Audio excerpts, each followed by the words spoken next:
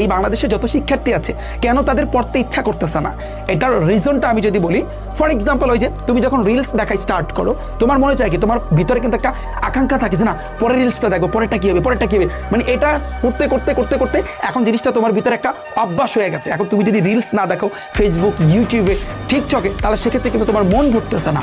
সেমভাবে একইভাবে তোমার এই অভ্যাসটা তুমি জাস্ট কয়েকটা দিন একটু পরিশ্রম করো, বইয়ের ভিতরে নিয়ে যাও, তোমার একটু যখন যে টপিকটা পড়বা ওইটার ভিতরে কিন্তু একটা আকাঙ্ক্ষা সৃষ্টি করো, তাহলে তুমি দেখবা বইয়ের ভিতরে জাস্ট প্রথম কষ্ট লাগবে, প্রথম তোমার মানিয়ে নিতে কষ্ট লাগবে, তোমার ইচ্ছা করবে না, তোমার পড়তে ইচ্ছা করবে না, তুমি বলবো ভাইয়া বোরিং লাগতেছে, মনে চাইতেছে না, তার সে রিলস দেখতে বললে আমি সারাদিন দেখতে পারতাম।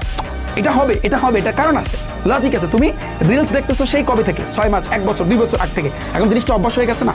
কিন্তু ওই পড়াটা জাস্ট একটু কষ্ট হবে প্রথমবার, প্রথম একটু অভ্যাস করো, একটু পড়ার চেষ্টা করো, একটু টাইম দাও। আজকে 1 ঘন্টা টাইম দিলে কালকে 1.5 ঘন্টা, কালকে 1.5 ঘন্টা টাইম দিলে পরশু দিনটা 2 ঘন্টা, পরশু 2 ঘন্টা টাইম দিলে তারপরে হচ্ছে কি তুমি আড়াই ঘন্টা বা 3 ঘন্টা এভাবে পড়তে পারবা। এই অভ্যাসটা সৃষ্টি